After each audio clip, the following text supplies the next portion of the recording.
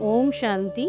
15 जून 2025 की मुरली से मुख्य पॉइंट परमात्मा सुनाते हैं। आज अव्यक्त वाणी है, संडे का दिन है। स्वयं को हद के बंधनों से मुक्त कर संपन्न और समान बनाओ। परमात्मा कहते हैं, ब्रह्मा बाप के समान बच्चे ही बाप के दिल में समाये रहते हैं। आज समान बच्चों की विशेषता बता रहे हैं बाबा कहे सदा निर्विघ्न, निर्विकल्प, निर्माण और निर्मल होंगे।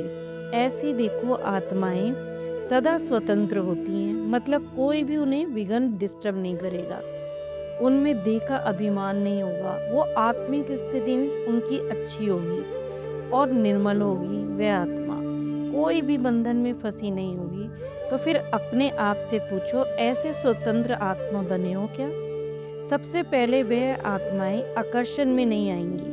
दूसरी बात, जो स्वतंत्र आत्मा हो वो कोई भी पुराने स्वभाव संस्कार के बंधन में नहीं होगी। जो कलयुगी संस्कार होते हैं, कभी भी बाबा कहते हैं व्यक्ति में के संबंध संपर्क में भी आकर्षित नहीं होंगी। जैसे किसी से कोई संबंध संपर्क भी रखेंगी, परंतु डिटैच उनमें फंसेंगी नहीं। तो फिर बाबा कहे अपने कर्म इंद्री चेक करो, वो किसी बंधन में तो अपने और नहीं खींचती। अपना स्वमान याद करो। आपका स्वमान क्या है? मास्टर सर्वशक्तिमान। बाबा कहते हैं आपसे सारी परमात्मा की दी हुई शक्तियां हैं। परमात्मा ने हमको सारी शक्तियां दे रखी। त्रिकालदर्शी बनाया हुआ बाबा ने त्रिनेत्री बनाया हुआ है। तीनों लोगों को जानने वाली त्रिनेत्री। तीसरे नेत्र यानी बुद्धि से देखने वाली, स्वदर्शन चक्रधारी। अपना चक्र द्वारा बाबा कहते दर्शन करने वाली आत्मा।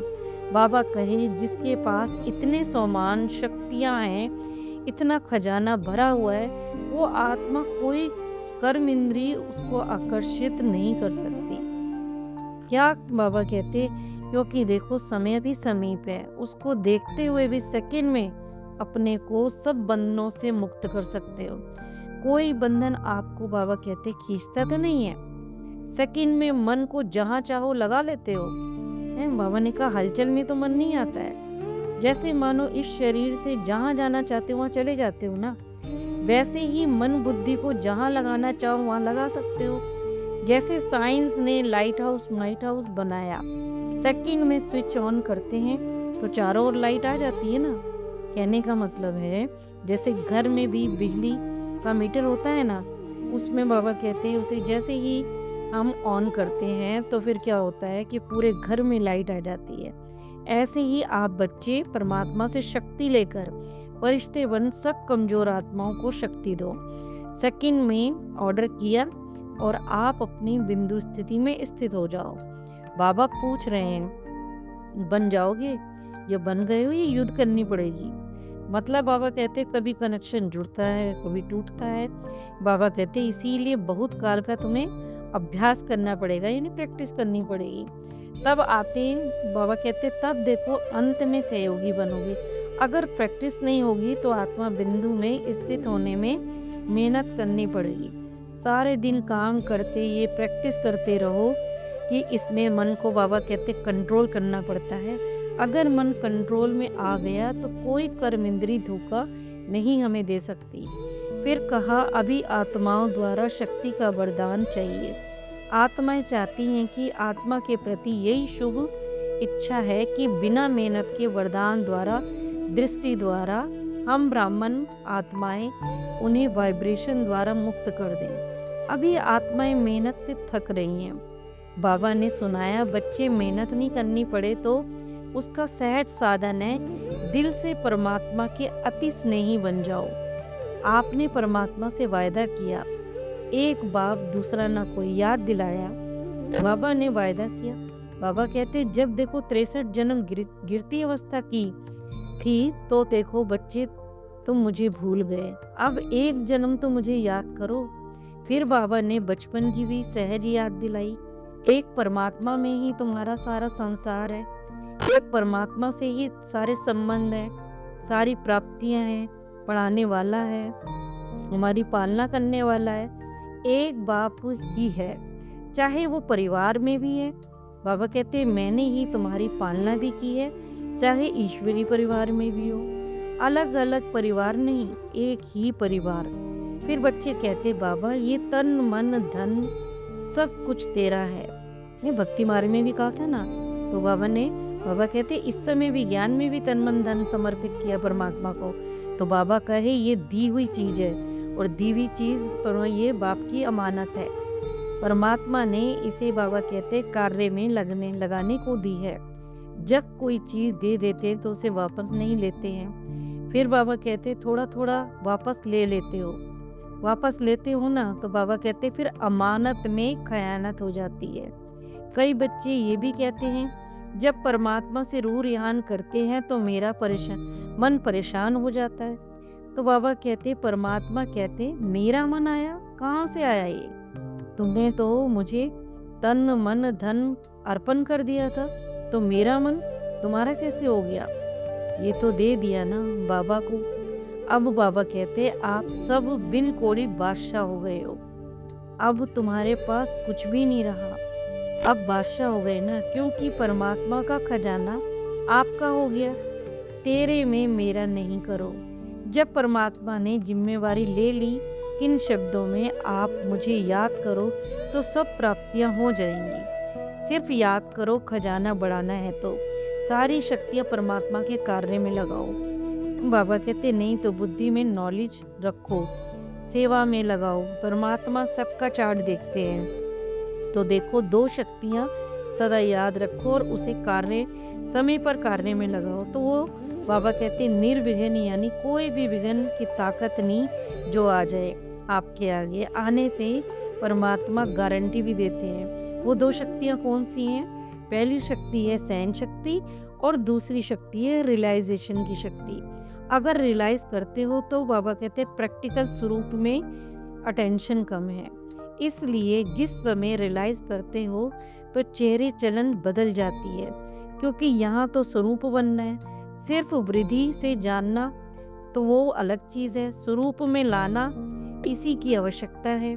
बाबा कहते कभी कभी मुझे रहम भी आता है मेरे बच्चों पर। बाबा को लगता है कि मैं ही मेहनत कर लूँ, मेरे बच्चों से मेहनत नहीं होती तो, लेकिन ड्रामा का राज ही ऐसा है, जो करेगा सो पाएगा।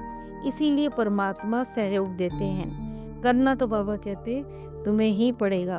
फिर परमात्मा कहते अमृत वेले देखो बहुत अच्छे अच्छे बच्चे ना संकल्प करते हैं। जब मेरे पास सवेरे आके बैठते हैं ना तो बहुत मीठे मीठे संकल्प करते हैं। फिर कहेंगे ये करेंगे ये करेंगे ये करेंगे। परमात्मा भी खुश होकर कह देते हैं वाह बच्चे वाह। फिर बाबा कहते करने में कमजोर क्यों हो जाते हो? इसका कारण देखा गया ब्राह्मण परिवार में संगठन का कहाँ कहाँ वायुमंडल यानी वातावरण कमजोर भी होता है, उसका असर जल्दी पड़ जाता है। बाबा बताते हैं कि उन्हों की भाषा क्या होती है, भाषा तो बड़ी मीठी होती है। ये तो बाबा कहते चलता ही है। फिर देखो कहेंगे ये होता है ऐसे होता है, ऐसे समय क्या संकल्प करें, ये होता है ये होता है। बाबा कहते ये तो चलता ही है। हमारे में अलबेलापन आलस लाती है। इस समय परमात्मा को याद करो, शक्ति मिलेगी और अलबेलापन आलस समाप्त हो जाएगा और उमंग उत्साह में आ जाएंगे। अलबेलापन एक तो साधारण, दूसरा रॉयल होता है। अलबेलापन का मतलब क्या करूं, हो नहीं रहा, कैसे करूं, ऐसे से कहते हैं ना। तो बाबा कहते हैं सब अलबेलापन ही है। ये संकल्प में दृढ़ता लाने नहीं देता और दृढ़ता ही सफलता का साधन होता है। इसीलिए संकल्प तक रह जाता है, स्वरूप में नहीं आ पाता। परमात्मा चाहते हैं कि समय से पहले मेरे बच्चे एवर रेडी बन जाए। समय आपका मास्टर नहीं है, आप समय का मास्टर बन जाओ। जब हम पहले तैयारी कर लेंगे तो फिर देखो समय मास्टर बन जाएगा। तब बाप के साथ साथ बच्चे भी प्रत्यक्ष हो जाएंगे। फिर डबल विदेशी के लिए कहा बाबा ने, डबल विदेशी खुद पर और सेवा पर अटेंशन अच्छा देते हैं। इसे अंडरलाइन करना चाहिए। बदलना ही है, बदल कर ही विश्व को बदलना है। यही दृढ़ता की बाबा कहते हैं अंडरलाइन बार बार करते जाओ। फिर का अटेंशन तो अच्छा है पर बीच बीच में थोड़ा थोड़ा टेंशन भी ले लेते हैं। बाबा के पास तो फिर देखो पत्र भी आते, ईमेल भी आते हैं, सब बाबा के पास आते हैं। फिर बाबा ने ड्रिल कराई अशरीरी भव की बिंदु में स्थित करने की। वरदान, संकल्पों द्वारा ईश्वरीय सेवा करना, यह भी देखो सेवा का श्रेष्ठ और नया तरीका है। जैसे ज्वारी पर देखो, बाबा कहते ज्वारी की दुकान होती है ना, है वो दुकान पे रोज सवेरे अपने रत्नों को चेक करने के लिए जाता है कि कौन सा रत्न साफ है या नहीं है, उसकी चमक साफ है, ठीक है, जगह पे रखी है। ऐसे ही मेरे बच्चे अमृत वेले रोज अपने आप को, बाबा कहते संपर्क में आपके जो आत्माएं आती हैं, उन आत्माओं पर संकल्प द्वारा नजर दौड़ाओ। जितना बाबा कहते आप उन्हें संकल्प से याद करेंगे, उतना वह संकल्प उनके पास पहुंच जाएगा।